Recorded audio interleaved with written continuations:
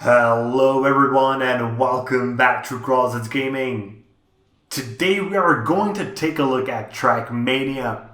This newest installment of a long existing racing game promises to remain accessible to both casual players and the most extreme of pro gamers at the same time. Whether it can deliver on its promise is the question we will try to answer today. Trackmania is available free to play on the Epic Store or with the option to buy extra features for either €9.99 or €29.99 per year or your regional equivalent. The first glance won't tell you that Trackmania is, or ever was, a game with great complexity. You don't need to buy parts, worry about upgrades, set your formula settings until they fit you perfectly. For God's sakes, you don't even have to care about crashing into other cars. On the other hand, this makes the game perfectly balanced. You and everyone else has the same exact car and one simple goal: finish as quickly as possible. So, let's start simple. The new Trackmania is no revolution. It is a small evolutionary step forwards. The stadium is a bit different, the formula looks a bit different, but in the end, it's still about driving on tracks that would make the most complex real-world tracks look like NASCAR cards. In Trackmania, the tracks are always insane. Quick turns followed by gigantic jumps from which you straight on drive onto a loop which throws you out upside down on an icy track without any traction whatsoever to end the race underwater. Combine this with boosts that make you drive at speeds closer to the speed of a jet plane and not of a car, and you can see how exciting it can quickly get. The new Trackmania does add a few mechanics though. I already mentioned the ice, which I hate with a burning passion, but there's also a new track block which makes the track bulge out in the middle, which I think is really awesome and promotes great creativity. There are also new ways to med with how you drive. The best one of these are for shooter reactors, which can either give you control over your airtime or can stick you down to a track, allowing for extended periods of time spent racing upside down. The track creators do need a bit of practice with these new blocks, but already there are some amazing tracks out there utilizing these. On the graphical side of things, it's not bad. It's not the best, but your eyes won't be sore just from looking at it. But what I think is really important for this game, in my opinion, is the fact that it runs well even on not so powerful computers. I've actually played it a bit on my laptop in battery mode, and it was playable in decent details. It was chugging a bit, but then again, I was playing using a laptop with integrated graphics while not plugged into the wall, and it was playable. One thing I really appreciate is the fact that the driving model is essentially the same since the game came out for the very first time. I played a ton of Trackmania Nations while in high school. I was actually decent at it. I even had a few world records at the time.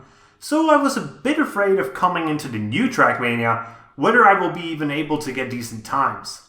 But because they did not change the model, I was capable of doing okay. I was far away from being the best, since there are people who have been playing Trackmania non-stop since 2006, but I did okay. But for those of you who never played Trackmania before, it's pretty simple. At first, the car does exactly what you want, just as it should in an arcade-style racer. You feel like you're amazing. But then you connect to a server, finish, and what? That guy's 3 seconds faster on this 15-second track? How the fuck did he do that? The truth is, it takes a lot of time to get the little tricks down. Each surface requires a bit of a different approach.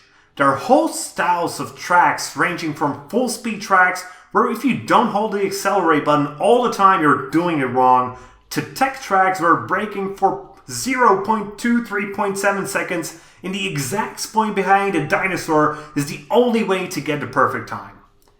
The one thing I really do not understand is a lack of a good tutorial though.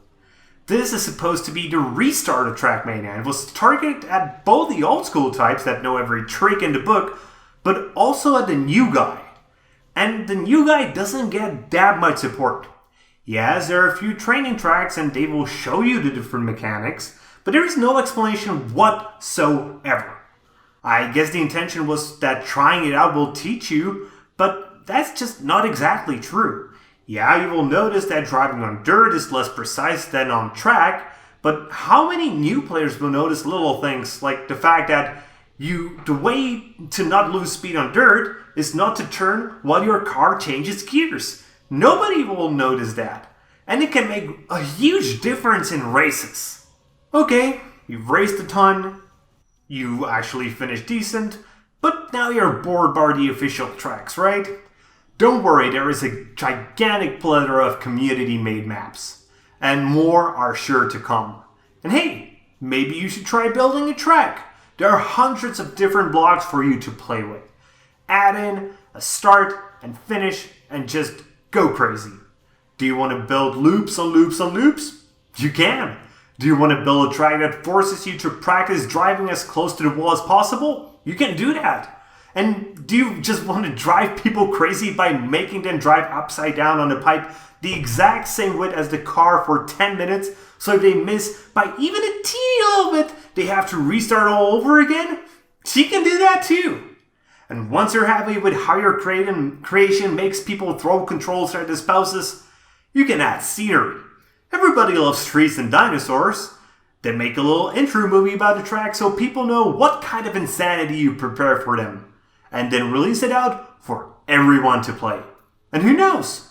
Maybe your track will get picked as the track of the day. The only problem with this lays in the fact that discovering great new tracks can be a bit hard.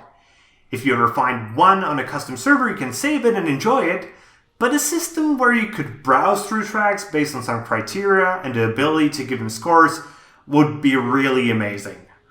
And, well, it actually is amazing, just isn't part of the game. You need to go to trackmania.exchange, and there it is. But it really should be inside a game.